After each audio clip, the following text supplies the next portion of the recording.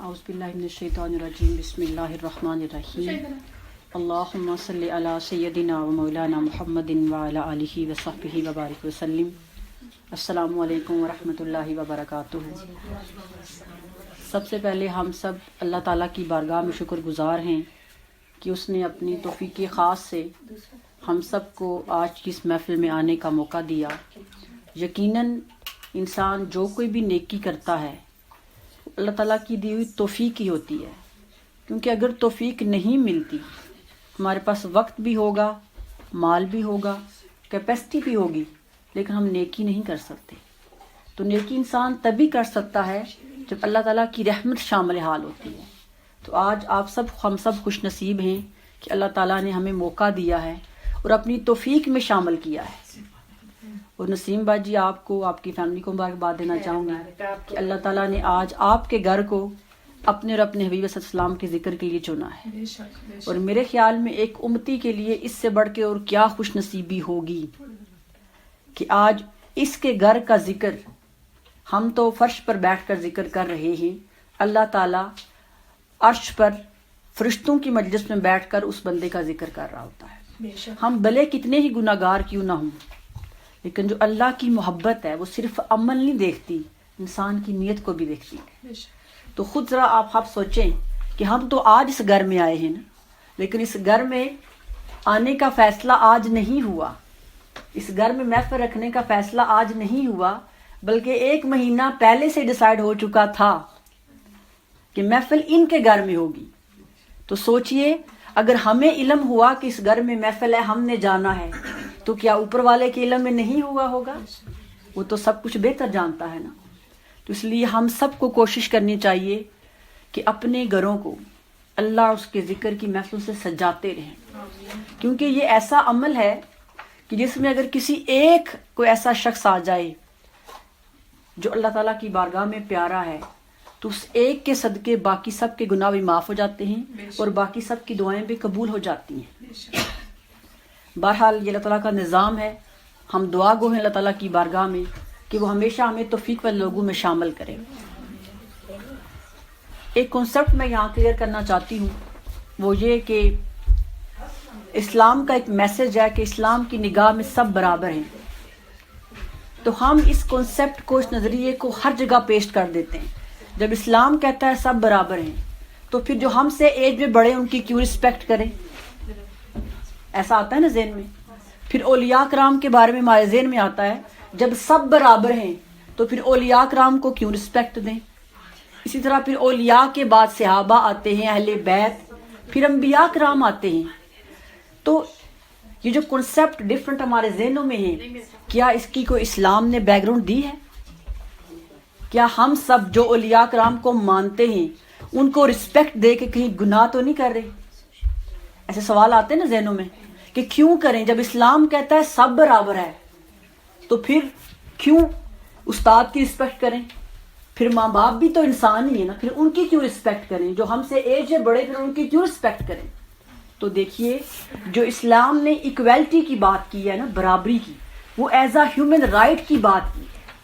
حقوق کے لحاظ سے سب برابر ہیں، کوئی امیر ہے یا غریب، چھوٹا ہے یا بڑا، کالا ہے یا گورا، اجمی ہے یا عربی، وہ کوئی بھی ہے، as a human being right سب کے برابر ہیں۔ لیکن اللہ تعالیٰ نے انسانوں کے درجے بنائے ہیں، نہ صرف انسانوں کے بلکہ آپ پوری کائنات کو بھی دیکھ لیں تو کیا جتنی بھی زمین ہے ساری برابر ہے؟ اب ناروے میں رہتے ہیں ہم، کیا ناروے کی جتنی زمین ہے ساری برابر ہے؟ کہیں پر پہاڑیاں ہیں، کہیں پہ دریا ہیں، ایسا ہی ہے۔ اپنے ہوم لینڈ کو دیکھ لیں، پاکستان کو، کیا پاکستان جو ایک پورا کنٹری ہے، کیا پاکستان کی ساری زمین کی تاثیر برابر ہے؟ آپ دیکھ لیں پنجاب کا صوبہ ہے، وہ ایگریکلچر لینڈ ہے، ایسا ہی ہے۔ پنجاب میں ایگریکلچر زیادہ ہے، کیا سندھ میں اتنا ہے؟ بتائیں، نہیں ہے نا۔ تو یہ فشل اللہ تعالیٰ نے پیدا کیا ہے، زمینوں کی تاثیر ڈفرینٹ رکھتی ہے۔ پھر اگر ہم خود کو بھی دیکھ لیں، کیا سب انسانوں کی شکلیں ایک جیسی ہیں؟ ہائٹ جیسی ہے، حسن و جمال، خوبصورتی بھی ڈیفرنٹ ہے، پھر جو ہماری ذہنی صلاحیت ہے، کوالٹیز بھی ڈیفرنٹ ہے، ایسا ہی ہے نا۔ اور پھر اللہ تعالیٰ نے جو ہمارے لیے سال کے 4 موسم بنائے، کیا ایک جیسے ہیں؟ وہ بھی ڈیفرنٹ ہے۔ اسی طرح کچھ راتیں، کچھ دن، کچھ مہینے بھی اللہ تعالیٰ نے ایسے بنائے ہیں، وہ تعداد میں تو 30 ہی ہوں گے، ہفتے کے 7 ڈیز ہوں گے، لیکن ان کے اندر بھی اللہ تعالیٰ نے کوئی خاص دن مقرر کیا ہوا ہے۔ اگر دن کو دیکھیں تو وہ شوف یتیمر کا ہوگا، لیکن اپنی عظمت کے اعتبار سے، اپنی فضیلت کے اعتبار سے وہ باقی دنوں سے افضل ہوتا ہے۔ آپ مہینوں کو دیکھ لیں، سال کے 12 مہینے اللہ تعالیٰ نے پیدا کیے ہیں، لیکن قرآن میں کہا کہ 4 مہینے ایسے ہیں جو حرمت والے ہیں، شعبان، رجب، شعبان، رمضان، ذوالقعدہ اور ذوالحج، 5 مہینے، یہ ایسے مہینے ہیں جو حرمت والے، خود قرآن نے کہا نا۔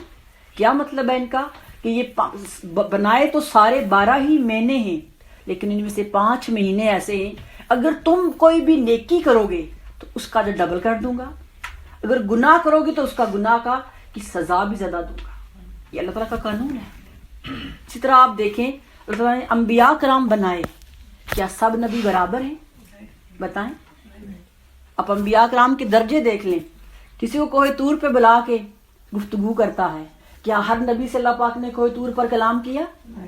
سیدنا ابراہیم علیہ السلام جو تمام انبیاء کے باپ ہیں، کیا انہیں کوہ طور پر بلایا؟ ہر نبی کو اللہ تعالیٰ نے معراج کرایا، ہر نبی کا معراج دوسرے سے مختلف تھا۔ سیدنا ابراہیم علیہ السلام کو جب آگ میں ڈالا تو وہاں انہیں اپنا معراج کرایا، سیدنا عیسیٰ علیہ السلام کو معجزات دے کے اپنا معراج کرایا، سیدنا نوح علیہ السلام کو جب کشتی میں سوار کیا زندہ بچایا، وہ ان کا معراج تھا۔ اسی طرح سیدنا موسیٰ علیہ السلام کو دیکھ لیں، انہیں کوہ طور پر بلایا، وہ دعائیں کرتے رہے، ربی ارانی ربی ارانی، ہر بار جواب دیا لن ترانی لن ترانی۔ وہ کہتے باری تعالیٰ اگر تیری آواز اتنی خوبصورت ہے تو خود کتنا پیارا ہوگا، میں تجھے دیکھنا چاہتا ہوں، تو جواب ملتا لن ترانی، تو مجھے نہیں دیکھ سکتا۔ پھر سوال کیا باری تعالیٰ اگر میں نہیں دیکھ سکتا تو تجھے کوئی بھی نہیں دیکھ سکتا؟ تو اللہ پاک فرمایا موسیٰ میں نے یہ تو نہیں کہا کہ اگر تو نہیں دیکھ سکتا تو کوئی بھی نہیں دیکھ سکتا، ہاں ایک ایسا بناؤں گا جو ہوگا تو تم میں سے لیکن تم جیسا نہیں ہوگا، آئے گا تو وہ مکہ کی وادی سے، آئے گا انبیاء کی سرزمین سے، لیکن وہ تم جیسا نہیں ہوگا، اسے محمد مصطفیٰ کا نام لوں گا، وہ ایسا ہوگا جو کوئی اس سے دیکھے گا وہ مجھے دیکھے گا۔ تو پھر ایک نبی ایسا بنایا جو سیدنا آدم سے لے کر سیدنا عیسیٰ علیہ السلام تک ہر نبی پر فضیلت اسے دی۔ پھر بلا حجاب رجب کی 27 رات کو انہیں اپنا بلا حجاب دیدار کروا دیا۔ تو انبیاء کرام کے بھی درجے بنائے، دنوں کے اندر بھی جمعہ کا جو دن ہے، آقا علیہ السلام فرمایا جمعہ مسلمانوں کی عید کا دن ہے۔ دن تو سارے اللہ پاک نے بنائے نا، لیکن مرتبے میں اللہ تعالیٰ نے جمعے کو فضیلت دی، انبیاء میں آقا علیہ السلام کو فضیلت دی، مہینوں میں 5 مہینوں کو درجہ درجہ فضیلت دی۔ انسانوں کے اندر بھی فضیلت ہے، جیسے ماں باپ ہیں، ہے تو وہ بھی انسان ہیں، لیکن اللہ تعالیٰ نے ماں باپ کا درجہ بڑا بنایا ہے۔ ہم ماں باپ کو اس لیے نہیں عزت کرتے کہ وہ بہت فرنک ہیں، وہ بہت ایجوکیٹڈ ہیں، وہ بہت امیر ہیں۔ ماں باپ کا تعلق نہ امیری سے ہے نہ غریبی سے، یاد رکھیں۔ ماں باپ ان پڑھ ہوں یا پڑھے لکھے ہوں، یہ آج ہمارے ہاں ایک کانسیپٹ آ گیا ہے، ہم سب بڑی سختی کے ساتھ اپنے والدین کو کہہ دیتے ہیں آپ کو کیا پتا ہے؟ بلا شبہ ان کو نہیں پتا ہوگا، کیا ہمیں سب کچھ پتا ہے؟ ہمیں کس نے قابل بنایا جاننے کے لیے؟ آج اگر ہمارے پاس سب کچھ ہے تو پیچھے کسی کا ہاتھ ہے نا۔ اس وقت کو یاد کریں جب انگلی پکڑ کے چلایا گیا تھا، ہمیں چلنا نہیں آتا تھا، کسی نے انگلی پکڑی چلایا، ہمیں کھانا نہیں آتا تھا، کسی نے ہمیں کھانا کھلایا۔ آج اگر ہم اس قابل ہیں تو اپنے والدین کی وجہ سے۔ بلا شبہ یہ ٹیکنالوجی کا دور ہے، علم کا دور ہے، اب ظاہر ہے ان کا نالج تو ہمارے برابر نہیں ہے، لیکن اس کا یہ مطلب نہیں کہ اپنے والدین کو بات بات پر ہم روکیں ٹوکیں آپ کو کیا پتا ہے۔ یہ بے ادبی اور گستاخی ہے، اور نہ جانے اس وقت جب ہم اپنے ماں باپ کے دل توڑتے ہیں، نافرمانی کرتے ہیں، بدتمیزی کرتے ہیں، اللہ تعالیٰ کی بارگاہ سے کتنا دل دکھتا ہے، فرشتے کتنا کچھ لکھتے ہوں گے ہمارے بارے میں۔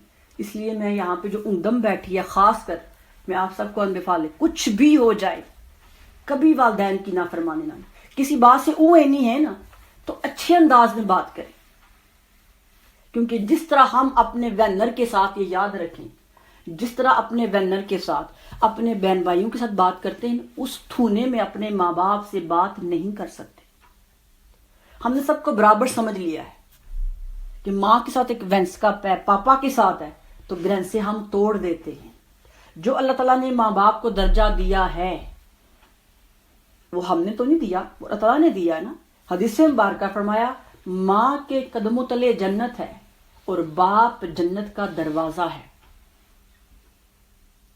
تو جنت میں اگر ہم جانے کی خواہش مند ہیں، دروازے سے گزریں گے جائیں گے نا۔ آج ہم یہ سمجھتے سب کچھ ماں ہی ہے، میں سمجھتی ہوں یہاں ماں کی بھی غلطی ہے کہ جب ماں اپنے بچوں کی تربیت کر رہی ہوتی ہے تو وہ اپنا آپ دکھاتی ہے کہ میں تمہارے لیے سیکریفائس کر رہی ہوں۔ کیا باپ سیکریفائس نہیں کرتا؟ بتائیں، کرتا ہے نا باپ۔ تو باپ کی سیکریفائس کی بچوں کو شن کروائیں، ریکگنائز کروائیں۔ میں نے بہت فیملیز میں دیکھا ہے بچے کہتے ہیں سب کچھ میرے لیے تو ماں ہی ہے، کیونکہ ماں نے بہت سیکریفائس کیا ہے۔ تو وہ کیونکہ باپ سم ٹائم محبت کا اظہار نہیں کرتے، ہر بندے کی طبیعت دوسرے سے مختلف ہے، تو یہ ماں کا کام ہے کہ اپنے بچوں کے اندر اپنے ہسبینڈ کی، بچوں کی، باپ کی رسپیکٹ پیدا کرے، ورنہ کل وہ اللہ تعالیٰ کی بارگاہ میں جواب دے ہوگی۔ خواتین بہت خوش ہوتی ہیں بچے میرے کنٹرول میں، وہ میری بات بہت مانتے ہیں، یہ چند روزہ دنیا میں تو ٹھیک ہوگا شاید کسی کے لیے، لیکن آخرت میں جواب دے ہم سب ہوں گے۔ اس لیے جہاں جہاں ہمارے اندر یہ کمی ہے اس کو دور کریں، کیونکہ باپ جو ہے نا وہ تھوڑا گرم مزاج بھی ہوتا ہے۔ اللہ پاک کی نیچر ہی ایسی بنائی ہے، گرم اور سرد۔ اگر ماں کے مزاج میں گرمی ہے تو باپ کے مزاج میں ٹھنڈک ہوگی، اگر باپ کے مزاج میں گرمی ہے تو ماں کے مزاج ٹھنڈک ہوگی، کیونکہ تربیت کے لیے دونوں رشتے ضروری ہیں۔ اگر باپ ڈانٹتا ہے، غصہ کرتا ہے، تو کیا بچوں کا دشمن ہے؟ بتائیں، وہ بھی تو محبت اور ہمدردی میں ہی کرتا ہے۔ یہ بات اس لیے میں نے کی ہے کہ میں بہت سے پروگرام پہ جانتی ہوں، جاتی ہوں، لوگوں سے ملتی ہوں، خاص کر اندم سے، تو یہ بات میں نے بہت سنی ہے کہ ماما ہے سب کچھ ہے، پاپا بھی ہیں لیکن ماما سب کچھ ہیں۔ تو وہاں سے مجھے لگا کہ کچھ چیز مانگلے ہو رہی ہے، ہم تربیت میں کہیں ڈنڈی مار رہے ہیں، کہیں پہ کچھ پرابلم آ رہی ہے، تو جس کو موقع ملتا ہے وہ کوشش کرے اصلاح کریں بچوں کی۔ سب برابر نہیں ہیں، عورت کے لیے سب سے زیادہ درجہ اس کے شوہر کا ہے، تو وہ سوچ لے کہ کیا میں ذمہ داری کو ادا کر رہی ہوں۔ جہاں بچوں کی تربیت ہے وہاں شوہر کی ذمہ داری بھی ہے۔ تو بھائی یہ ضمناً میں نے بات اس لیے کی تاکہ ہمیں کنسیپٹ سمجھ آ جائے کہ جو اسلام نے ایکویلٹی کی بات کی ہے وہ حقوق کے لحاظ سے کی ہے، رتیحتر کے حوالے سے کی ہے، باقی انسانوں کے درجے بنائے ہیں۔ اسی طرح اللہ تعالیٰ کی رحمت ہے کہ اس نے بہت سے مہینوں کے اندر ایک مہینے کو فضیلت دی، پھر کچھ دنوں کو فضیلت دی، کچھ راتوں کو فضیلت دی۔ جیسے اب دیکھیں رمضان پورا مہینہ فضیلت والا ہے، لیکن 27ویں شب قدر کو اللہ پاک نے افضل بنا دیا۔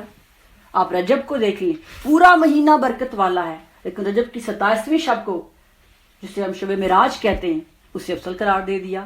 اسی طرح شعبان کا پورا مہینہ افضل ہے، لیکن اس مہینے کی ایک رات ایسی ہے جسے شب برات کہتے ہیں، شب توبہ کہتے ہیں، برات کی رات، نجات کی رات کہتے ہیں، جو 15 شعبان ہے۔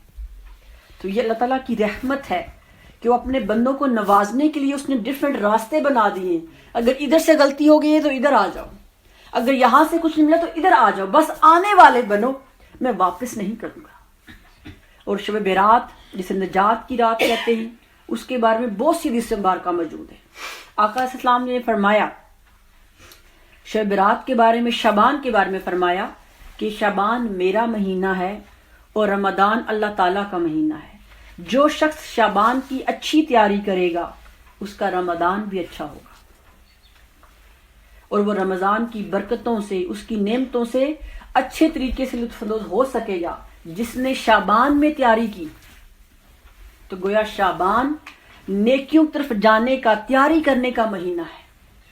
اور میں نے کہا کہ ہر مہینے میں اللہ تعالیٰ نے ایک رات ایسی رکھی جو فضیلت والی تھی، تو پھر شعبان میں کیا رکھا؟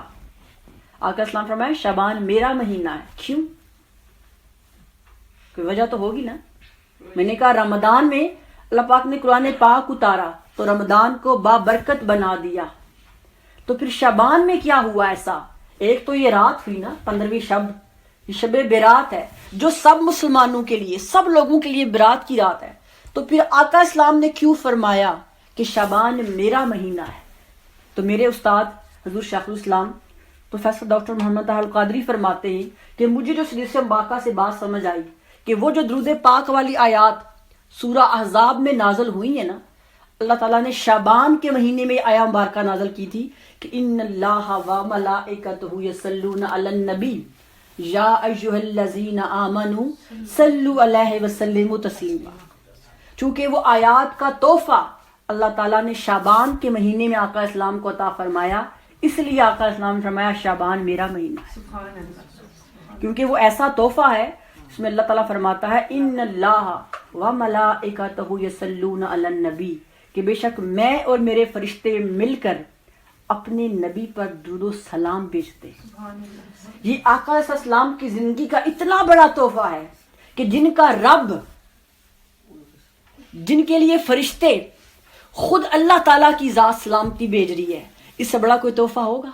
اس سے بڑا کوئی اعزاز ہوگا؟ اور سوچئے پوری کائنات میں اللہ تعالیٰ کس کا ذکر کرتا ہے؟ سیدنا آدم علیہ السلام بھی ہیں، کیا کوئی آیت ان کے لیے اتری ہے کہ اللہ تعالیٰ نے فرمایا ہو کہ میں آدم کا ذکر کرتا ہوں، ان کے میں بلیسنگ بھیجتا ہوں، فرشتے بھیجتے ہیں؟ سیدنا ابراہیم علیہ السلام خلیل اللہ ہیں، سیدنا موسیٰ علیہ السلام کلیم اللہ ہیں، سیدنا عیسیٰ روح اللہ ہیں، ہر نبی سے محبت ہے۔ سیدنا یوسف علیہ السلام کو دیکھ لیں، کتنی قربانیاں دی، جدائیاں برداشت کی، لیکن کسی ایک نبی کے لیے یہ نہیں کہا کہ آؤ تم بھی ساتھ شامل ہو جاؤ، میں رب ہو کے اس پر درود بھیجتا ہوں، سلام بھیجتا ہوں، تم بھی آ جاؤ۔ یہ اتنا بڑا اعزاز اللہ تعالیٰ نے آقا اسلام کو دیا، فرمایا میں اور میرے فرشتے مل کر اپنے نبی مکرم صلی اللہ علیہ وسلم پر درود و سلام بھیجتے ہیں، تو اے ایمان والو تم بھی ہمارے ساتھ شامل ہو جاؤ۔ باری تعالیٰ تو نے ہمیں نماز کا حکم دیا، خود تو نماز نہیں پڑھتا، کبھی نہیں کہا آؤ میں نماز پڑھتا ہوں میرے ساتھ میں، کبھی کہا ہے؟ کسی آیت کو سنا؟ حج کتنا بڑا عمل ہے، کیا کسی نے سنا کبھی کسی قرآن کی آیت میں کہ اللہ نے کہا آؤ حج پہ چلتے ہیں؟ ہے تو اسی کا گھر نا، اسی کے پاس جاتے ہیں، کبھی اس نے کہا کہ آؤ حج میں میرے ساتھ شامل ہو جاؤ؟ زکوٰۃ ہے، جہاد ہے، صدقہ و خیرات ہے، کسی ایک عمل میں اللہ تعالیٰ نے نہیں کہا کہ میں بھی کرتا ہوں تم بھی کرو، حالانکہ اسی کے لیے کرتے ہیں نا، ایسے ہی ہے۔ لیکن ایک عمل ایسا ہے وہ لا شریک ہو کر بھی اپنی مخلوق کو شریک کرتا ہے، اور وہ عمل اپنے نبی پر درود و سلام بھیجنا ہے۔ یہ اتنا بڑا اعزاز اللہ تعالیٰ نے آقا اسلام کو شعبان کے مہینے میں دیا، اس لیے آقا علیہ السلام نے فرمایا شعبان میرا مہینہ ہے اور رمضان اللہ تعالیٰ کا مہینہ ہے۔ تو ہمیں بھی شکر ادا کرنا چاہیے، چونکہ وہ بلیسنگز، وہ رحمتیں جو اللہ تعالیٰ آقا علیہ السلام پر بھیجتا ہے، جب ہم درود پاک پڑھتے ہیں نا تو ان رحمتوں کا حصہ ہمیں بھی ملتا ہے، ان برکتوں کا، ان نعمتوں کا، ان عطاؤں کا حصہ پھر امت میں تقسیم کیا جاتا ہے۔ کیونکہ آقا علیہ السلام نے جب شب معراج اللہ تعالیٰ کی بارگاہ میں گئے تھے نا، تو اللہ نے کہا اے محبوب آپ پر سلامتی ہو، اتحیات جب ہم پڑھتے ہیں نا تو فرمایا آپ پر سلامتی ہو۔ آقا السلام نے فرمایا یا اللہ میری بدنی، میری مالی، میری زبانی ساری باتیں تیرے لیے ہوں۔ اللہ نے جواب دیا محبوب تو سلامت رہے۔ تو آقا نے فرمایا باری تعالیٰ میں اکیلا نہیں، میری امت بھی، سبحان اللہ، وَعَلَىٰ عِبَادِ اللَّهِ الصَّالِحِينَ۔ تو فرمایا اچھا محبوب اگر تو اکیلے نہیں لینا چاہتا تو تیری امت کے نیک لوگوں کو شامل کر لیتا۔ سبحان اللہ، تو جو کام اللہ تعالیٰ کے فرشتوں نے کیا، جو خود مصطفیٰ نے کیا، پھر جب ہم وہ کرتے ہیں نا تو وہ بلیسنگز، وہ نعمتیں جو آقا علیہ السلام کو ملی، جو فرشتوں کو ملی، جو صحابہ کو ملی، ان کا حصہ ہمیں بھی عطا کیا جاتا ہے۔ بے شک بے شک، اس لیے ہم سب کوشش کریں 5 نماز جو فرض ہے اس کے بعد جتنا درود پاک ہو سکتا ہے وہ ضرور پڑھیں، کیونکہ یہ ایسی عبادت ہے، ہم نے کتنا بھی گناہ کیا ہی کیوں نہ ہوگا نا، درود پاک کو وہ رد نہیں کرے گا۔ اور پھر تعلق بھی تو ہے نا، ہمارا تعلق حضور کے ساتھ، حضور کا تعلق دینے والے رب کے ساتھ ہے، تو یہ کنیکشن تبھی جڑے گا جب سوئچ آن کریں گے۔ آج ہم سب کے پاس سب کچھ ہے لیکن سوئچ آن نہیں ہے، سوئچ اتار کے سائڈ پہ رکھا ہوا ہے۔ وہ سوئچ آقا صلی اللہ علیہ وسلم کی درود پاک کا ہے۔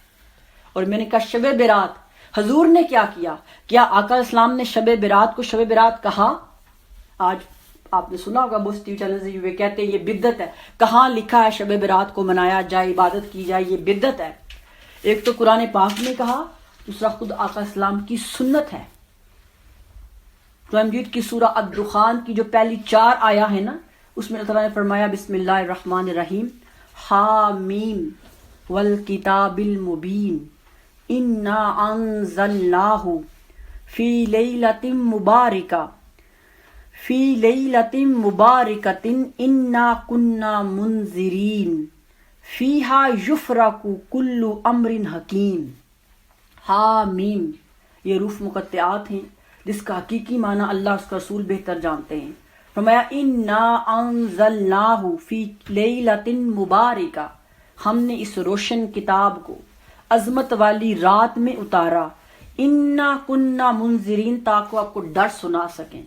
پھر کہا فیہا یفرق کل امر حکیم، اس رات ہر حکمت والے کام کا جدا جدا فیصلہ کر دیا جاتا ہے۔ ایک تو یہ میں نے آیا مبارکہ سنائی، دوسری حدیث مبارکہ ہے۔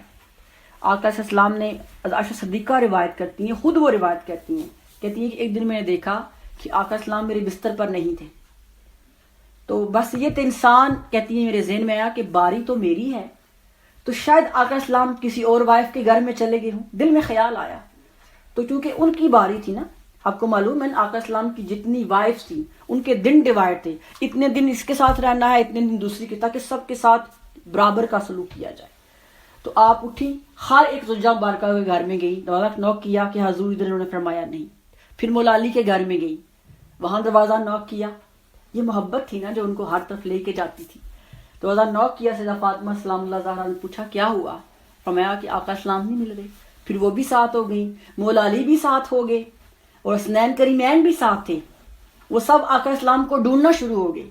سیدہ فاطمہ سلام اللہ علیہ نے فرمایا شاید بابا جان مسجد میں ہوں گے، تو مسجد میں گئے، وہاں بھی نہیں ملے۔ پھر سید مولا علی مرتضیٰ کہتے ہیں مجھے لگتا ہے کہ حضور قبرستان کی طرف گئے ہوں گے، تو وہ سارے 6 افراد آقا اسلام کو ڈھونڈتے تھے۔ جب قبرستان کی طرف گئے، جنت البقیع قبرستان ہے، تو کہتی ہے ہم نے دور سے دیکھا پورا قبرستان نور سے بھرا ہوا تھا، ایک نور کے حالے نے قبرستان کو کور کیا ہوا تھا۔ تو کہتی ہیں مولا علی رضی اللہ تعالیٰ عنہ نے فرمایا یہ نور آقا علیہ السلام کا ہے۔ تو کہتی ہیں جب ہم قبرستان میں انٹر ہوئے تو دیکھا آقا علیہ السلام سجدے کی حالت میں تھے اور رو رہے تھے۔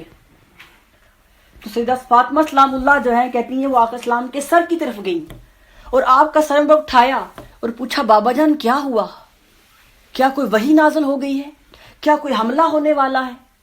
تو آقا علیہ السلام نے فاطمہ نہ ابھی جبرائیل میں تشریف لائے تھے، میں سویا ہوا تھا، انہوں نے مجھے اٹھایا اور کہا آقا اٹھیے، آج کی رات شب برات کی رات ہے، آج اپنی امت کی بخشش کے لیے دعا کرے۔ اس لیے میں قبرستان میں آ گیا تاکہ میں یہاں اپنی امت کی بخشش کے لیے دعا کروں۔ پھر آپ نے مولا علی سے فرمایا اے علی تو بھی سجدہ کر اور میری امت کے مردوں کے لیے بخشش کی دعا کر۔ پھر فرمایا اے عائشہ اور فاطمہ تم دونوں بھی سجدہ کرو اور اپنی امت کی عورتوں اور بچوں کی بخشش کی دعا کرو، کیونکہ جبرائیل نے مجھے بتایا ہے کہ شب برات کی رات جو کوئی دعا مانگی جاتی ہے اللہ ضرور قبول کرتا ہے۔ بے شک۔ تو اس سے مطلب سامنے آیا کہ شب برات کو جاگنا، عبادت کرنا، یہ آقا اسلام کی سنت، اہل بیت کی سنت اور ازواج مطہرات کی سنت ہے۔ خود آقا اسلام نے عبادت کی، مولا علی سے کروائی، سیدہ فاطمہ سلام اللہ علیہ، سیدہ عائشہ صدیقہ رضی اللہ تعالی عنہما سے عبادت کروائی۔ تو یہاں سے پتہ چلتا ہے کہ شب برات کوئی بدعت نہیں ہے، یہ بات کہ مولویوں نے ایجاد نہیں کی بلکہ آقا صلی اللہ علیہ وسلم کے دور مبارک سے ہی ہے۔ اس رات کا جاگنا، اس کے بارے میں آقا علیہ السلام نے فرمایا کہ شب برات ایسی رات ہے جس رات اللہ تعالیٰ اپنی رحمت کے 300 دروازے کھولتا ہے۔ سبحان اللہ، کتنے؟ سبحان اللہ، 300 دروازے کھولتا ہے، اور فرمایا اس رات اللہ رزق بانٹتا ہے، رزق کی فراوانی کرتا ہے، اور جو انسان جو کچھ مانگتا ہے اللہ تعالیٰ اس کو عطا کرتا ہے۔ اور پھر فرمایا کہ اللہ تعالیٰ اس رات ہر شخص کی مغفرت فرماتا ہے سوائے 9 لوگوں کے، ہر شخص کی مغفرت فرما دے گا، ہر معافی مانگنے والے کی معافی قبول کرے گا، ہر توبہ کرنے والے کی توبہ قبول سوائے 9 لوگوں کے۔ سب سے پہلا کون ہے؟ مشرک، جو شرک کرتا ہے، اللہ تعالیٰ کو ایک نہیں مانتا، جب تک وہ معافی نہ مانگ لے، توبہ نہ کر لے، وہ اس رات کی رحمت سے محروم رہا۔ پھر نمبر 2، نمبر 2 فرمایا والدین کا نافرمان. جو شخص والدین کا نافرمان ہے بھلے ساری رات وہ جا کے عبادت کرتا رہے, حج کرے, زکوٰۃ دے, سجدے کر کر کے ماتھے پہ محراب بنا لے, اگر وہ اپنے والدین کا نافرمان ہے تو شب برات کی رحمتوں سے محروم رہے گا. ہاں اگر وہ معافی مانگ لے, توبہ کا دروازہ کھلا ہوا ہے نا, اگر وہ اپنے والدین سے معافی مانگ لے, اپنی غلطی کی اصلاح کر لے تو پھر وہ اس رحمت میں شامل ہو جائے گا. پھر تیسرا کہا جادوگر, جادو کرنے والا اور جادو کروانے والا.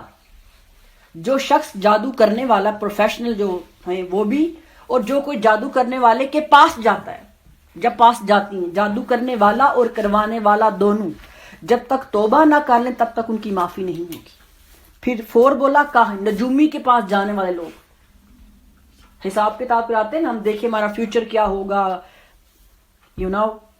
تو جو پامسٹ جسے آپ کہتے ہیں, نجومی جو ہماری قسمت کا حال بتاتے ہیں, سوچئے اگر وہ اتنے ایکسپرٹ ہے تو اپنی قسمت کیوں نہیں بدل سکتے؟ یہ جسٹ ایک گیس ہوتا ہے. حقیقی علم اللہ تعالیٰ کے پاس ہے اور رسول پاک صلی اللہ علیہ وسلم کے پاس ہے. فرمایا نجومی کے پاس جانے والا اور اس طرح لوگوں کے حساب کتاب کرنے والا جب تک معافی نہ مانگ لیں بخشش ان کی بھی نہیں ہوگی. پھر سود لینے والا اور سود پر اصرار کرنے والا, یہ بھی ہے.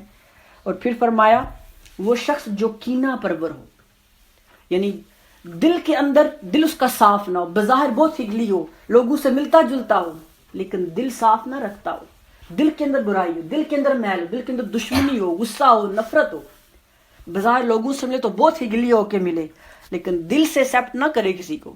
فرمایا ایسا شخص بھی جب تک توبہ نہ کر لے, معافی نہ مانگ لے, وہ 300 رحمتوں والی رات کو اس کو کوئی فائدہ نہیں دے گی. اور فرمایا کہ ایسے جو شخص ہوتے ہیں اللہ تعالیٰ ان کو ان کے حال پہ چھوڑ دیتا ہے, ان کی طرف رحمت کی نگاہ ڈالتا ہی نہیں ہے. اگر وہ معافی مانگ لیں تو پھر جتنی رحمتیں اوروں کو ملتی ہیں ان کو مل جاتی ہیں. تو یہاں سے پتہ چلا کہ والدین کا نافرمان, شرک کرنے والا, جادو کرنے والا, کروانے والا, نجومی کے پاس جانے والا, دل میں کینہ رکھنے والا, سود خور اور شراب پینے والا, یہ سب اللہ تعالیٰ کی رحمت سے اس رات میں بھی محروم ہیں. اس رات وہ فرماتا ہے 300 رحمتوں کے دروازے کھول دیے. اور ایک اور جسے بارکہ میں آقا علیہ السلام نے فرمایا کہ بہت سے ایسے لوگ ہوتے ہیں جب 15 شعبان شب برات کی رات آتی ہے نا تو وہ اپنی دنیا مصروف ہوتے ہیں, وہ اگلے سال کی پلاننگ کر رہے ہوتے ہیں, ہم نے اگلے سال یہ کرنا ہے, ہم نے یہ کرنا ہے. کچھ لوگ لڑائی جھگڑے مصروف ہوتے ہیں, کچھ پلاننگ کر رہے ہوتے ہیں فلاں کو کیسے ستانا ہے. یہ حضور نے الفاظ بولے, ہمیں کچھ ظلم و ستم کرنے مشغول ہوتے ہیں, پلاننگ کرتے ہیں کس کو تکلیف دینی ہے. آقا السلام فرمایا حالانکہ موت ان کے مقدر میں لکھ گئی ہوتی ہے تو انہیں اپنی موت کی پرواہ نہیں ہوتی ہے. وہ لڑائی جھگڑوں میں, گناہ میں, زیادتی مصروف ہوتے ہیں, حالانکہ موت کا پروانہ جاری کر دیا جاتا ہے. تو ہم سب کو بھی سوچنا چاہیے کہ کیا ہمیں تو معلوم نہیں اس سال ہماری موت کا پروانہ بھی جاری کر دیا ہو, ہمیں تو کوئی معلوم نہیں ہے نا. تو کیا کرنا چاہیے؟ اصلاح کرنی چاہیے, برائی سے خود کو بچانا چاہیے, خود کو روکنا چاہیے. کسی بھی لمحے موت آ سکتی ہے, موت کا کوئی وقت ہمارے سامنے اللہ کے پاس لکھا ہوا ہے. وہ اس نے خود کہا نا, اور شب برات کے بارے میں سیدہ عائشہ صدیقہ سلام اللہ علیہ نے آقا السلام سے پوچھا یا رسول اللہ جب شعبان آتا ہے تو میں دیکھتی ہوں آپ مسلسل روزے رکھتے ہیں اور بہت عبادت کرتے ہیں. تو آقا نے فرمایا عائشہ اللہ تعالیٰ شب برات میں لوگوں کے زندگی اور موت کا فیصلہ کرتا ہے, اور پورے سال کے جو ہم اعمال کرتے ہیں نا اللہ تعالیٰ کی بارگاہ میں پیش کیے جاتے ہیں. تو میں چاہتا ہوں جب میرے اعمال اللہ تعالیٰ کی بارگاہ میں روزے سے, تو گویا شعبان کی جو 15ویں رات ہے, اس رات انسانوں کے مقدر کے فیصلے لکھے جاتے ہیں. بلکہ فیصلے تو اللہ تعالیٰ نے ہر انسان کو جب پیدا کیا ہے نا تو اللہ تعالیٰ کے علم میں ہے سب کچھ, کتنا اس نے جینا ہے, دنیا میں کیا کیا اس کے ساتھ ہونا ہے. لیکن جیسے ہمارے بجٹ ہوتے ہیں نا ہر سال کا بجٹ, اسی طرح اللہ تعالیٰ ہر سال کا جو اس ایئر کا بجٹ ہے نا بندے کا, وہ فرشتوں کے سپرد کرتا ہے کہ اس سال اس بندے کے لیے کیا کامیابیاں ہیں, کتنی آزمائشیں ہیں, کتنی بیماریاں ہیں, اولاد دینی ہے, رزق دینا ہے, بیماری دینی ہے. یہ سب کچھ لکھ کر فرشتوں کے حوالے کرتا ہے. لیکن ساتھ کہتا ہے سورہ الرعد میں کہتا ہے کہ بے شک لوہے قلم لوہے تقدیر کا مالک میں ہوں. لوح محفوظ کا مالک میں ہوں، لیکن اگر لکھا ہو تو مٹا بھی دیتا ہوں، نہ لکھا ہو تو لکھ دیتا ہوں۔ باری تعالیٰ کیسے؟ فرمایا دعا کرنے سے۔ سبحان اللہ۔ اگر بندہ دعا کرتا ہے، کوئی چیز کی تقدیر میں نے نہیں لکھی تھی، اس بندے کی دعا کرنے سے وہ تقدیر میں لکھ دیتا ہوں، اور کچھ اگر لکھا ہوا ایسا ہے تو دعا کرنے سے وہ مٹا بھی دیتا ہوں، سبحان اللہ۔ کیونکہ وہ مالک ہے نا، اس کے علم میں سب کچھ ہے۔ لیکن کبھی کبھی اللہ تعالیٰ چاہتا ہے یہ بندہ مجھ سے مانگے، کیونکہ سم ٹائم ہمیں اتنا کچھ مل جاتا ہے نا، ہم سوچتے ہیں ہمیں کیا ضرورت ہے مانگنے کی۔ بتائیں ایسا ہے کہ نہیں؟ جب سب کچھ مل جاتا ہے جسے ہم چاہتے ہیں تو پھر انسان کا دل مانگنے کو نہیں چاہتا۔ یہ ریالٹی ہے نا، میری بات سے نہیں کرتے ہیں؟ جو ہماری خواہش ہے، جو طلب ہے، جو چاہت ہے، اگر بن مانگے مل جائے تو کیا ہم مانگیں گے یا اس کی طرف توجہ کریں گے؟ بتائیں۔ نہیں۔ ہیلتھ ہی ہے نا، جب ہم صحت مند ہوتے ہیں تو کیا بہت کیئر کرتے ہیں؟ جو ہی بیمار ہوتے ہیں، تھوڑی سی بیماری آزمائش آتی ہے، ہمیں یاد جاتا ہے ہماری صحت کتنی قیمتی ہے، زندگی کتنی قیمتی ہے، لیکن پہلے ہم نہیں کیئر کرتے۔ ایسے ہی ہے، جو اسپیڈ بریکر پہ پاؤں آتا ہے تو گاڑی کی سپیڈ بھی کم ہو جاتی ہے، تیز ہو جاتی ہے۔ اسی طرح بہت سی نعمتیں اللہ تعالیٰ نے ہمارے مقدر میں لکھی ہوتی ہیں، لیکن جب ہم اس سے دور ہو جاتے ہیں نا، وہ دیکھ تو رہا ہے نا، جب ہم اسے بھول جاتے ہیں تو پھر وہ اندرے کر دیتا ہے۔ اب دیکھتا ہے کہ اب کیا کرے گا، پھر تو آئے گا نا واپس، اور اس میں ہمارا ہی فائدہ ہے، کیونکہ جب اللہ کی بارگاہ میں ہم جائیں گے وہاں سے خالی ہاتھ واپس نہیں پایا جائے گا۔ اس لیے فرمایا دو چیزیں ایسی ہیں جو انسان کی تقدیر بدل دیتی ہیں، ایک ہے دعا اور دوسرا ہے صدقہ۔ صدقہ ایسی چیز ہے جو انسان کے مقدر کو، نصیب کو بدل دیتا ہے۔ اگر زندگی میں آزمائشیں لکھی ہیں، بیماریاں لکھی ہیں، مشکلات لکھی ہیں، تو ان صدقہ دینے کی وجہ سے اللہ تعالیٰ اس آزمائش کو کم کر یا ختم کر دیتا ہے۔ اور دوسرا ہے دعا۔ دعا کا دامن کبھی نہیں چھوڑنا چاہیے، ہر وقت دعا مانگیں، اور خاص کر والدین کی دعا جو اولاد کے حق میں ہوتی ہے وہ کبھی بھی اللہ پاک رد نہیں کرتا، بشرطے کہ والدین کو خوش رکھا جائے۔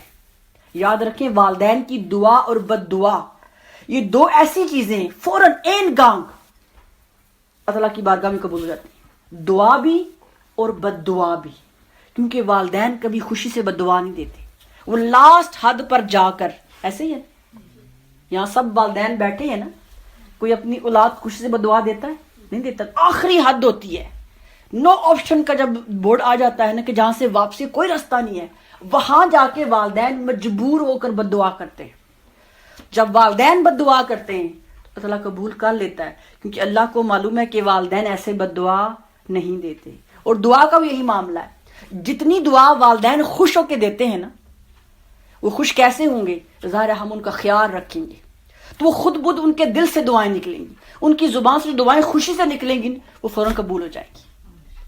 تو دعا کا دامن کبھی نہیں چھوڑنا چاہیے، خود بھی دعا مانگیں، جن کے والدین پاس ہیں، زندہ ہیں، وہ کوشش کریں ہمیں انہیں کہنا نہ پڑے کہ امی جی ابو جی ہمارے لیے دعا کریں، ہم کام ہی ایسے کریں، ہم ان کی خدمت ہی ایسی کریں کہ ان کا دل خوش ہو جائے۔ اور جتنی دعائیں والدین دیتے ہیں دل کے ساتھ، نہ کوئی اور نہیں دیتا، یہ میں آپ کو لکھ کے دینے کو تیار ہوں۔ جو خلوص، جو محبت، جو اعتبار والدین کے ساتھ ہوتا ہے نا، آپ بڑے بڑے پیر صاحب کے پاس لے جائیں، بہت نیک بندے کے پاس لے جائیں، آپ کے ہمارے لیے دعا کر دیں، ہمیں کیا معلوم کہ ان کے دل میں نیت میں کیا چل رہا ہے، ایسے ہے نا۔ لیکن والدین جو دعا دیں گے نا وہ اوپر اوپر سے نہیں، وہ دل سے ہوگی۔ لیکن خود بھی دعا مانگیں، اور والدین جن کے نہیں ہیں ظاہر ہے ان کے لیے مغفرت کی دعا کریں، کیونکہ ان کو ہماری دعاؤں کی ضرورت ہے۔ لیکن یہ دو چیزیں ایسی ہیں جو انسان کو آزمائشوں سے، مشکلات سے بچاتی ہیں اور تقدیر کا لکھا ہوا مٹا بھی دیتی ہیں۔ پھر جو 15 شعبان کی رات ہے، اس رات جو بجر دیا جاتا ہے، اس میں اگلے سال جنہوں کی ڈیتھ ہونی ہوتی ہے ان سب کے نام فرشتوں کو دیے جاتے ہیں۔ پھر اگلے سال رزق میں کس کے اضافہ کرنا ہے وہ لکھا ہوتا ہے، بیماریاں، آزمائشیں، یعنی پورے ایک سال کا جو بندوں کا ہے، اللہ کی مخلوق کا ہے، وہ فرشتوں کے حوالے کر دیا جاتا ہے۔ اس لیے آقا اسلام نے فرمایا کہ جب میرا نام اللہ تعالیٰ کی بارگاہ میں ہو تو میں روزے سے ہوں۔ تو اس لیے شب برات کی رات کوشش کریں کہ سوئے نہ رہیں۔ اس آج کی ٹاپک رکھنے کا پرپس بھی تھا کیونکہ ہم سب اتنا بزی ہیں، ہمیں ان راتوں کی عظمت کا علم ہی نہیں ہے۔ ہم سمجھتے ہیں یہ پتہ نہیں مولویوں کی ایجاد ہے، ایسا نہیں ہے، اس میں ہم سب کا ہی فائدہ ہے۔ اور یہ رات رونے کی رات ہے، یہ رات منانے کی رات ہے۔ اور دیکھیں اللہ کا کرم کتنا ہے، شب قدر کو چھپا کے رکھا، لیکن اس رات کو اللہ تعالیٰ نے چھپایا نہیں ہے، اس کو کھول کے رکھ دیا تاکہ جس نے اپنا مقدر بدلنا ہے وہ آ جائے، جسے مجھ سے کچھ مانگنا ہے وہ آ جائے۔ اور آقا علیہ السلام فرمایا کہ ویسے تو اللہ تعالیٰ ہر و تہجد کے وقت آسمان دنیا پہ آتا ہے، لیکن شب برات آتی ہے تو شام کو ہی، رات کو ہی آسمان دنیا پہ آتا ہے، صدائیں دیتا ہے کوئی مجھ سے معافی مانگنے والا، اسے گناہوں سے معاف کر کے پاک نہ کر دوں؟ ہے کوئی مجھ سے شفا یابی لینے والا، اسے سے عطا کر کے سکون نہ دے دوں؟ اللہ پاک خود ندائیں دیتا ہے، یعنی نیکیوں کی، برکتوں کی، دعاؤں کی، رحمتوں کی لوٹ سے لگی ہوتی ہے۔ جو آتا جائے گا اسے ملتی جائیں گی، اور جو نہیں آئے گا رحمت اس کے پاس چل کے نہیں آئے گی۔ اس لیے اس رات کو ہمیں کوشش کرنی چاہیے، اس رات کا حق ادا کریں۔ یہ معافی کی رات ہے، یہ توبہ کی رات ہے، یہ گناہوں کی بخشش کی رات ہے۔ اس لیے فرمایا 300 رحمتوں کے دروازے کھول دیتا ہوں۔ اللہ کی ایک رحمت تو بڑی کافی ہے، 300 رحمتوں کے دروازے ہیں، پھر تو ہم پر حیف ہے نا، ہم قابل افسوس ہیں کہ اللہ کی رحمتوں کے سمندر سے کچھ نہ لے سکیں۔ ایسے ہی ہوتا ہے نا کہ ہمیں معلوم نہیں ہوتا کہ یہ راتیں کتنی عظیم ہیں، اور اللہ نے یہ راتیں کیوں رکھی؟ اس لیے رکھی کہ میرے وہ بندے جو سارا سال مجھے بھولے رہتے ہیں، گناہوں میں ڈوبے رہتے ہیں، بندے تو اسی کے ہیں نا، تو اللہ کبھی نہیں چاہتا کہ اپنے کسی ایک بندے کو دوزخ کی آگ میں ڈالے، کبھی نہیں چاہتا۔ اس لیے ایسی راتیں بنا دی جو سارا سال مجھے بھولے رہے، کبھی میرے در پہ نہیں آئے، اگر اس رات آ جائیں گے تو اسے سارے گناہ معاف کر دوں گا، بشرطے کہ آگے گناہ سے بچا جائے۔ اور آقا علیہ السلام نے فرمایا اگر کسی کے گناہ سمندر کی جھاگ کے برابر ہی کیوں نہ ہوں، اگر وہ اس رات آ کے توبہ کر لے، معافی مانگ لے اور آگے گناہوں سے بچنے کا ارادہ کر لے، تو سمندر کی جھاگ کے برابر بھی گناہوں کو معاف کر دیتا ہے۔ تو رحیم ہے نا، وہ معاف کرنے والا ہے، کبھی اپنی رحمت کا دروازہ بند نہیں کرتا۔ تو ہمیں کوشش کرنی چاہیے کہ اس رات کو ہم ضائع نہ کریں۔ راتیں تو گزر جاتی ہیں، دن بھی گزر جاتے ہیں، لیکن کچھ راتیں ایسی ہوتی ہیں جو انسان کی تقدیر کو بدل دیتی ہیں۔ اس تقدیر کو بدلنے والے میں سے ایک رات یہ رات ہے، جس شب برات کا رات، نجات کی رات۔ اور ایک اس کا معنی یہ ہے برات، جسے ہم کہتے ہیں ہینڈز اپ کر لینا۔ اور وہ لوگ جو اس رات کی قدر نہیں کرتے، یہ علماء نے بیان کیا دوسرا معنی، جو رات اس رات بھی ظلم کرتے ہیں، جھوٹ بولتے ہیں، زنا کرتے ہیں، سود پر اصرار کرتے ہیں، معافی نہیں مانگتے، وہ اللہ تعالیٰ ان سے بیزاری کا اظہار کر ہینڈز اپ کر لیتا، جو کرتا ہے کرتا رہے، پھر اللہ بھی اسے بیزار لا تعلق ہو جاتا ہے، اگنور کرتا ہے ایسے بندے کو۔ تو سوچئے جو اللہ تعالیٰ کی بارگاہ سے اگنور ہو گیا، اس کے پاس بچا ہی کیا؟ کچھ بچا اس کے پاس؟ کیونکہ ہم سب انسان جو ہمارے پاس کوالٹیز ہیں کس نے دی ہیں؟ جو نام دیا، جو سوسائٹی میں عزت دی، علم دیا، جاب دی، جو کچھ بھی دیا کس نے دیا ہے؟ اللہ تعالیٰ نے، اس کی رحمت نے دیا ہے۔ کیا ہم اس قابل ہیں خود؟ بتائیں، یہ اس کی رحمت ہے، اور اگر وہ اپنی رحمت سے ہاتھ کھینچ لے تو پھر کیا ہوگا؟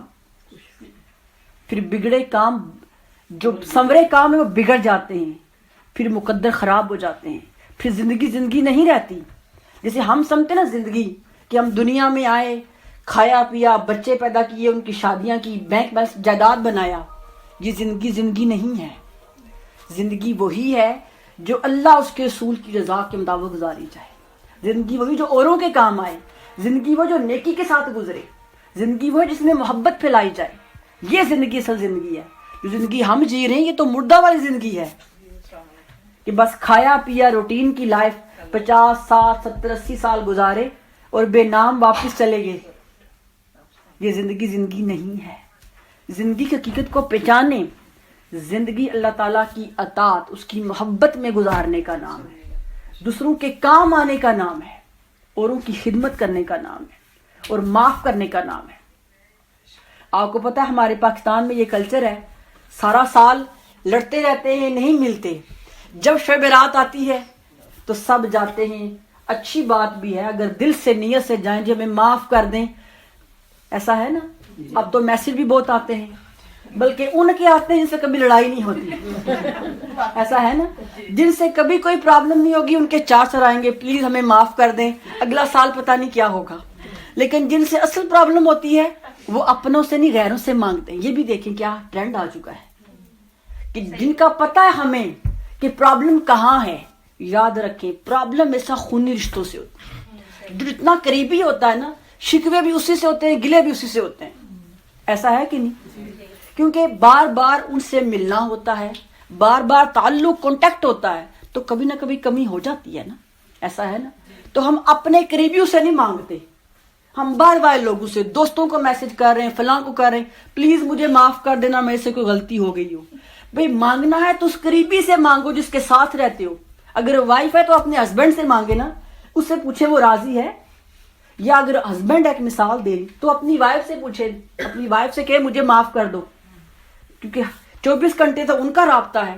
یا والدین اور اولاد ہے, بہن بھائی ہیں, جو رشتے ہمارے ہیں, نند اور بابی کا, دیورانی جٹھانی کا, جو بھی رشتے ہیں, پتہ یہاں چلے گا کہ کیا وہ ہم سے راضی ہیں یا ہم ان سے راضی ہیں. کیونکہ دوستوں سے تو ہوتی محبت ہے, انسان کو دوست بنتے ہی تب ہے نا. ایسے ہی ہے. تو آپ میری بات سے نہیں ہے, ہم میسج ان کو نہیں کرتے جن سے ہماری ٹسل ہوگی. جہاں پرابلم ہے اس کو فکس نہیں کرتے.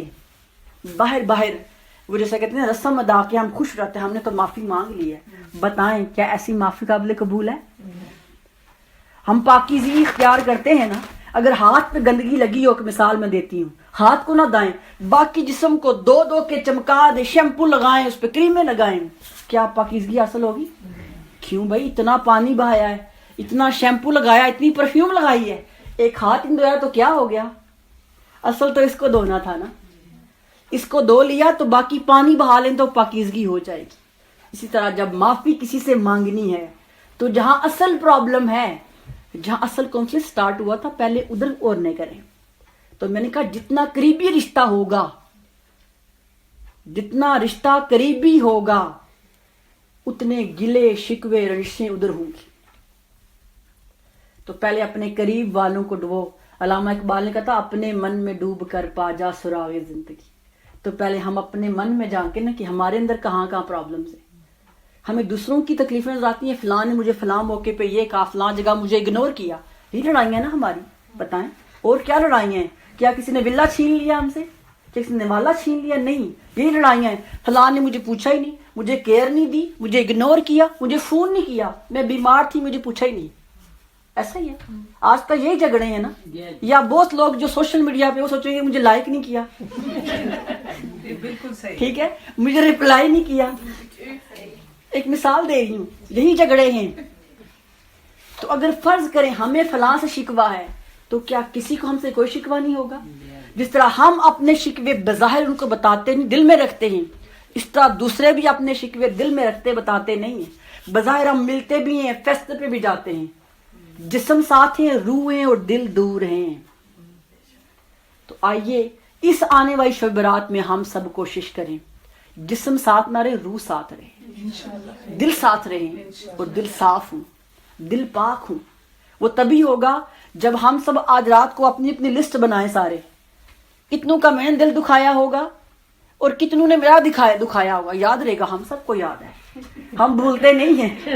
اپنے حساب میں ہم پکے ہیں. تو ہر کوئی بندہ اپنے اندر اپنی لسٹ بنائے. تکلیف بھی ہوگی, دکھ بھی یاد آئیں گے, لیکن ساتھ یہ بھی سوچے اگر میں دکھی ہوں تو کوئی اور مجھ سے دکھی ہوگا نا. پھر کیا کریں, 1 by 1 جتنے لوگوں کا میں نے دل دکھایا ہے, اللہ کی رضا کے لیے ان سے ملیں, ان سے معافی مانگیں دل سے, اور اپنی ایگو کو توڑیں. یہ جو انا ہے نا, میں ہے, اس کو ماریں, بھلے اگلا نفرت کرے. ایسا بھی ہوتا ہے, کیونکہ ابھی تو ہمیں جوش آیا ہوا ہے نا, ہم سمجھ رہے ہم نے اللہ کے قریب جانا ہے, دوسرے تو نہیں سنا ہوا, وہ سمجھے گا دنیا داری کے لیے میرے پاس آ رہی ہے. دنیا داری اس کو چھوڑ دیں, یہ اس کا اللہ کا معاملہ ہے. ہمیں تو اللہ دیکھ رہا ہے ہماری کیا نیت ہے, ایسا ہے کہ نہیں؟ ہم اپنی نیت بندوں کو نہیں دکھا سکتے, اللہ کو تو دیکھ رہا ہے نا. تو اللہ کی رضا کے لیے, اپنے دل کی صفائی کے لیے ہر اس بندے سے رابطہ کریں جس سے رابطہ ٹوٹا ہوا ہے, ہر اس بندے سے معافی مانگیں اس کا دل دکھایا ہوا ہے. اب ہم سوچیں گے ہم نے کسی کا دل دکھایا ہی نہیں ہوا, ایسا بھی ہوتا ہے. اس نے دکھایا, اس نے دکھایا ہے. دنیا میں ایسا کبھی نہیں ہوتا. یہ گیو اینڈ ٹیک ہے. ہو سکتا ہے کسی نے زیادہ دل دکھا دیا لیکن ہم نے بھی کہیں نہ کہیں دکھایا ہوگا. کبھی کبھی بیہیو سے, کبھی لفظوں سے, کبھی بہت سے طریقے ہوتے ہیں. اس لیے خود کو مومن نہ سمجھے کہ میں تو بہت اچھی ہوں, دوسرے غلط ہیں. ہم بھی غلط ہو سکتے ہیں. خاص کر جو بڑے ہیں, میں یہ بولوں کہ جو مائیں ہیں, جو ساس ایک مثال دے رہی ہوں, یا جو نند ہے, یہ رشتے ہیں نا سارے, تو ہم سب کو اوپر سمجھتے ہیں کہ ہم تو ہے ہی ٹھیک ہے, ہماری بابی غلط ہو سکتی ہے. ایک مثال دے رہی ہوں, اگر ساس ہے ظاہر ہے ان کا رتبہ بڑا ہے, لیکن کیا ساس غلط نہیں ہو سکتی؟ اگر ماں ہے, ماں کا رتبہ بڑا, کیا ماں غلط نہیں ہو سکتی؟ غلطی کسی سے بھی ہو سکتی ہے. لیکن ہمارے کلچر میں ایک کنسیپٹ ہے, معذرت کے ساتھ, ہم جو بڑے ہیں نا وہ سمجھتے ہیں ہم آلویز رائٹ ہیں. نہ ہم سے غلطی ہو سکتی ہے, نہ ہم کبھی غلط ہو سکتے ہیں, نہ کسی کا دل دکھا سکتے ہیں. اس چیز کو ختم کریں. غلطی کسی سے بھی ہو سکتی ہے. انسان ہیں ہم سب, فرشتہ ہم میں سے کوئی نہیں ہے. اگر چاہتے ہیں نا اس رات, آنے والی رات کی برکتوں سے محروم نہ رہیں, تو پھر ہر کوئی اپنی اپنی ایگو توڑے. جو ایج میں بڑا ہے, جو چھوٹا ہے, آپ خود دیکھیں گے کتنا سکون ملے گا. لیکن اس کے لیے پہلے اپنے آپ کو توڑنا پڑے گا. کس کے لیے؟ اللہ کی رضا کے لیے. جب اس کے لیے کریں گے پھر توڑنا کیسا ہوا؟ حضور نے فرمایا مجھے وہ لوگ پسند ہیں جو جوڑنے والے ہیں, توڑنے والے نہیں. اور جوڑنا اتنا آسان نہیں ہوتا. دو چیزوں کو جب جوڑتے ہیں تو درمیان میں کرنٹ لگاتے ہیں نا. آپ نے دیکھا, یہ ویلڈنگ کا آپ نے کام دیکھا ہوگا, جب جوڑ لگاتے ہیں تو کرنٹ لگاتے ہیں, وہ دونوں پگھل کے اکٹھے ہو جاتے ہیں. اس کا مطلب ہے اگر ہم بھی چاہتے ہیں تو پگھلنا پڑے گا, عید میں کھت لانی پڑے گی, تھوڑا سا نیچے آنا پڑے گا. لیکن یہ نہ ہو کہ دنیا والوں کو دکھائیں جی بڑے اچھے ہیں, بڑے سخی ہیں, بڑے ملتے ہیں, پھر کوئی فائدہ نہیں ہے. نیت یہ ہو اللہ کی رضا, کیونکہ نیتوں کو وہ دیکھتا ہے.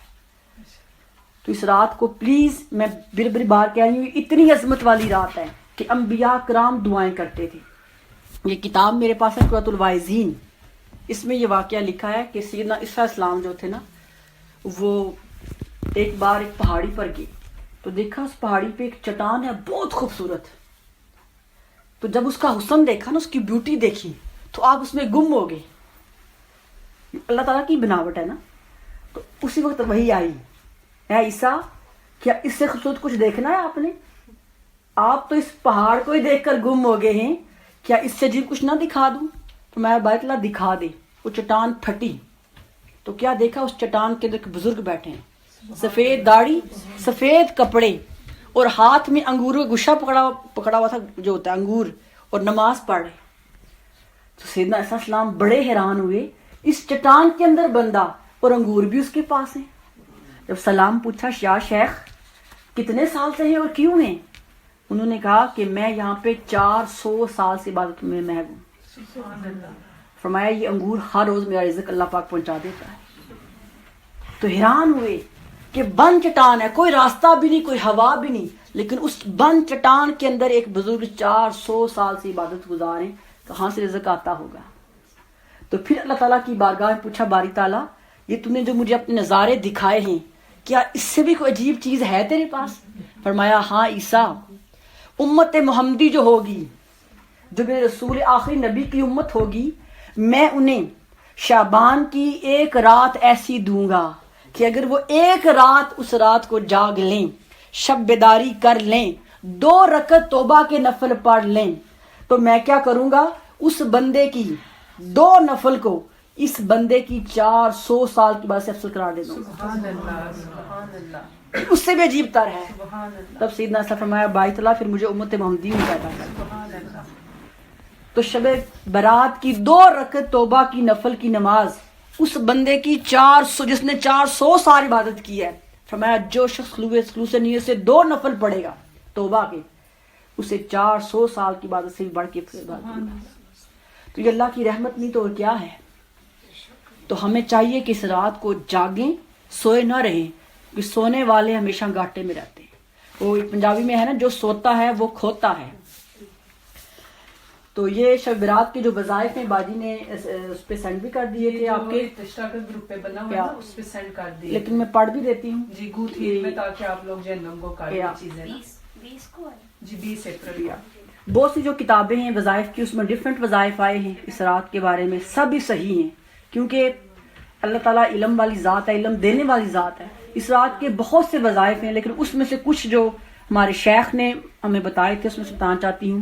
اس رات سورہ یاسین کی تلاوت کم از کم 3 بار ضرور کی جائے۔ نمبر 2 سورہ دخان، جو اس کی میں نے آیات کی تلاوت کی ہے، کم از کم 3 مرتبہ اس سورہ مبارکہ کو پڑھیں، اور اگر 3 مرتبہ نہیں پڑھ سکتے تو پہلے جو 8 آیات ہیں ان کا 300 بار ورد کیا جائے، تلاوت کی جائے۔ نمبر 2 دعائے یونس، لا الہ الا انت سبحانک انی کنت من الظالمین، اس کی کم از کم 100 مرتبہ اس کو ضرور پڑھا جائے۔ پھر استغفار ہے، یہ منیمم ہے، کم از کم 100 بار جو ہے استغفار ضرور کیا جائے، اور وہ استغفار کے بہت سے الفاظ ہیں، استغفر اللہ العظیم الذی لا الہ الا هو الحی القیوم واتوب الیہ، یہ الفاظ بھی ہیں اور دوسرے بھی ہیں، تو جو بھی الفاظ آپ استغفار کے لیے یوز کرنا چاہیں وہ کر سکتے ہیں۔ پھر جو درود پاک ہے، کیونکہ نسبت اس مہینے کے ساتھ ہے تو منیمم میں نے کہا ہے کہ 100 مرتبہ تو ہر کوئی پڑھے، اس سے بڑھ کر جس کو جو توفیق دے وہ ضرور اس کو پڑھے، اور درود پاک جو سا بھی آپ کو آتا ہے، درود ابراہیمی تو سب سے افضل کیونکہ نماز میں پڑھتے ہیں، لیکن اس کے علاوہ بہت سے درود پاک ہیں جو بھی پڑھیں گے وہ قبول ہے۔ پھر کوشش کریں اس رات کو صلوات تسبیح ضرور ادا کریں جو کر سکتے ہیں، کیونکہ صلوات تسبیح بھی پتہ ہے عظمت والی بڑی برکتوں والی نماز ہے۔ پھر 8 نوافل قیام اللیل کی نیت سے ادا کریں، اگر ساری رات جاگے ہیں تو پھر 8 نوافل قیام اللیل کی نیت سے ادا کریں، اور اگر سو گئے ہیں تو سو کر اٹھنے کے بعد کچھ فجر پڑھ سکتے ہیں۔ اس کے علاوہ کوشش کریں کہ اپنی فیملی کے ساتھ بیٹھ ہلکا ذکر یا محفل نعت چھوٹی سی ضرور لگا لیں، اس کی بہت اجر فضیلت ہے۔ نوافل والی پڑھنے کوئی اندر جی، جب 8 نوافل قیام اللیل کی نیت سے جو جیسے پڑھتے ہیں تہجد، یہ وہی طریقہ ہوگا، کیونکہ اگر آپ ساری رات جاگیں ہیں تو پھر قیام اللیل پڑھیں گے، اگر سو کے اٹھے ہیں تو پھر تہجد پڑھ لیں گے۔ اور پھر ایک دعا ہے جسے دعا عائشہ صدیقہ کے نام سے پہچانا جاتا ہے، جب یہ رات تھی تو انہوں نے پوچھا آقا اسلام سے کہ یا رسول اللہ میں کون سی دعا پڑھوں، تو آقا نے فرمایا عائشہ اگر تو دعا پڑھ لے تو بہت بہتر ہے، اللہم انکا عفو کریم تحب العفو فاعف عنی۔ یہ دعا آقا اسلام نے خود عائشہ صدیقہ کو سکھائی تھی اس رات کے لیے کہ عائشہ اس دعا کو پڑھا کرو، تو یہ وہی الفاظ ہیں جو اس دعا میں لکھے گئے۔ اس کے علاوہ ایک بہت عظیم عمل ہے، پلیز اس کو ضرور آپ سنیں، کیونکہ جو پہلے والا حصہ ہے یہ تو آپ کے اس پہ دے دیا گیا، لیکن جو آگے بتانے لگی ہوں میں آپ کو، یہ میں نے بھی پہلی بار پڑھا ہے، یہ میں نے پہلی بار پڑھا ہے، اور وہ کیا ہے؟ وہ یہ ہے کہ سیدہ کائنات فاطمہ الزہرا سلام اللہ علیہ فرماتی ہیں کہ جو کوئی شخص شعبان میں یا 15 شعبان عشاء کی نماز کے بعد 8 رکعت نماز نوافل ایسے ایک سلام کے ساتھ ایسے پڑھے کہ ہر رکعت میں سورہ فاتحہ کے بعد 11 مرتبہ سورہ اخلاص پڑھے اور اس کا ثواب میری روح کو پیش کرے، تو آپ فرماتی ہیں کہ میں اس وقت خود جنت میں نہیں جاؤں گی جب تک اس بندے کی شفاعت نہ کرا۔ جب مرضی 15 سے پہلے شعبان عشاء کے بعد کوشش کریں 15 شعبان کو، کیونکہ وہ اسپیشل نائٹ ہے، 8 رکعت ایک اسلام کے ساتھ، یعنی 8 رکعت اکٹھے ہی نیت کرنے ہیں، ہر رکعت میں سورہ فاتحہ کے بعد 11 مرتبہ سورہ اخلاص پڑھنی ہے کل ہو اللہ یا کل ہو اللہ احد، تو ٹوٹل بنے گی 88۔ جب 8 رکعت میں آخری مرتبہ ہم نے سلام پھیرنا ہے، لیکن جب نیت کرنی ہے تو ثواب کے لیے سیدہ کائنات فاطمہ الزہرا سلام اللہ علیہ کے لیے، تو آپ فرماتی ہیں کہ اس وقت جنت میں خود نہیں جاؤں گی جب تک اس نفل کو پڑھنے والی کی شفاعت نہ کرا۔